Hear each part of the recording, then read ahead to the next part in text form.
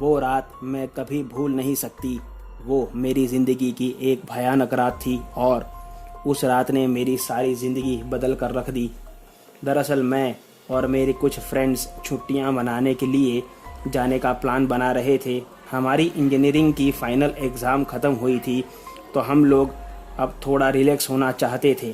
पुणे से महाबलेश्वर जाने का प्लान बनाया था हम लोगों ने और 4 दिन के लिए होटल भी बुक करवा दी थी। जब हम लोग महाबलेश्वर पहुँचे तब सुबह ही होटल में नाश्ता करके हम सब महाबलेश्वर घूमने के लिए निकल गए। हम लोग वहाँ के साइट सीन्स के अलावा दूसरी जगहों पर भी जा रहे थे महाबलेश्वर पूरा एक्सप्लोर करने के लिए। एक जगह हमें जंगल में एक छोटा स्ट्रीम मिला तो हम सब उसमें मस्ती करने के लिए घुस गए और एक दूसरे पर पानी उछालने लगे। काफ़ी देर तक वहाँ टाइम निकालने के बाद हम सभी लोग अंधेरा होने से पहले अपने होटल पहुँच गए। होटल पहुँचने के बाद मैं और मेरी रूम पार्टनर रीना फ्रेश होकर बैठे थे और गपशप कर रहे थे। एक आध घंटे बाद हम सभी खाना खाने के लिए गए। तब रीना ने, जो एक हेल्थ कॉन्शियस और डाइट करने वाली लड़की थी, आज खाना खाए ही जा रही थी और उसने करीबन 10 आदमियों का खाना खा लिया होगा। हम सब ने उसे ज़बरदस्ती उसे खड़ा किया कि तेरी तबीयत खराब हो जाएगी इतना खाना खाने पे। तब वो हम सब पर गुस्सा हो गई और मर्दाना आवाज़ में हम सभी पर चिल्लाकर बोलने लगी कि अगर मुझे फिर से भूख लगी तो अब तुम ही लोगों को खाऊंगा। उसका ऐसा बिहेवियर हमारी समझ से बाहर था, लेकिन उसकी आवाज़ से मैं ज़रूर डर गई थी क्योंकि हम ही दोनों रूम पार्टनर थे। रूम में जाने के बाद वो तुरंत सो गई और मैं भी कुछ देर तक टीवी देखने के बाद सो गई।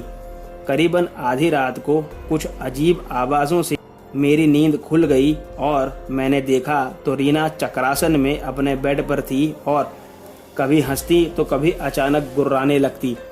ये देखकर मैंने उससे कहा कि रीना, आधी रात को कौन योगा करता है? देख, इसीलिए तुझे ज़्यादा खाने से मना कर रहे थे। लगता है तेरी तबीयत ठीक नहीं है, इसीलिए रात को आसन कर रही है। मेरी बातों का उस पर जैसे कोई असर ही नहीं हो रहा था और वो अचानक से बेड से नीचे गिरी और उल्टा चलने लगी। पूरे रूम में चक्कर लगाने के बाद अचानक से वो बेड पर कूदी और उसके हाथ पांव एकदम एक झटके से मुड़कर उल्टे हो गए और वो जैसे बहुत दर्द में हो उस तरीके से आवाज़ निकालने लगी। मैं तुरंत रूम से भागी और अपने दूसरे फ्रेंड्स को बुलाकर ले आई और उनके साथ होटल का स्टाफ भी रूम में आ गया था। उसकी हालत देखकर सभी लोग चौंक गए थे और किसी को कुछ समझ नहीं आ रहा था। मैंने रीना के पापा को फ़ोन करके सारी बात बताई तो वो भी बहुत ज़्यादा डर गए थे। उन्होंने कहा कि उसे हॉस्पिटल में एडमिट कर दो। हमने एम्बुलेंस बुला के उसे हॉस्पिटल में एडमिट कर दिया। उसके हाथ पांव उल्टे होते तो कभी सीधे हो जाते, फिर से एक झटके से उल्टे हो जाते। डॉक्टर्स को भी कुछ समझ नहीं आ रहा था क्योंकि उसकी सारी रिपोर्ट्स नॉर्मल आ रही थी। रीना के घर वालों ने रीना को वापस पूना ले जाने का फैसला किया। पूना उसके घर पहुंचने के बाद भी उसकी हालत में कोई सुधार नहीं था। मैं उसे रोज़ देखने जाया करती थी।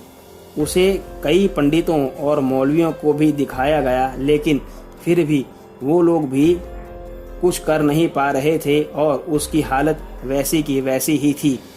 और हमारे पूना पहुंचने के एग्जैक्ट 13वें दिन मेरी सहेली रीना ने अपना शरीर छोड़ दिया। मेरी सहेली मर गई। ये हादसा इतना भयानक था कि जिसने मेरी ज़िंदगी में एक भूचाल ला दिया था और मैं ये दर्द आज तक भूल नहीं पाई हूँ। इस हादसे के 4 साल तक तो मैं कभी अपने घर के बाहर भी नहीं निकली थी। मैं इतना ज़्यादा डर गई थी। कुछ सालों बाद मेरी शादी हो गई और मैं शिफ्ट होकर लंदन चली आई। तब से मेरी तबीयत कुछ ठीक है। कुछ समय बाद मुझे पता चला था कि महाबलेश्वर में जब हम स्ट्रीम में मस्ती कर रहे थे तभी से एक जिन्न को रीना पसंद आ गई थी और उसने रीना के शरीर पर कब्जा कर लिया था और वो ही रीना को अपने साथ ले जाकर ही माना। तो दोस्तों, आज की कहानी में बस इतना ही। अगर आपको कहानी पसंद आई हो तो वीडियो को लाइक और चैनल को सब्सक्राइब कर दें। और अगर आपके पास भी ऐसी कोई कहानी है तो आप मेरे साथ ज़रूर शेयर करें। मेरा ईमेल मैंने डिस्क्रिप्शन बॉक्स में दिया हुआ है। तो मिलते हैं अगली कहानी में। तब तक stay home, stay safe. Thank you.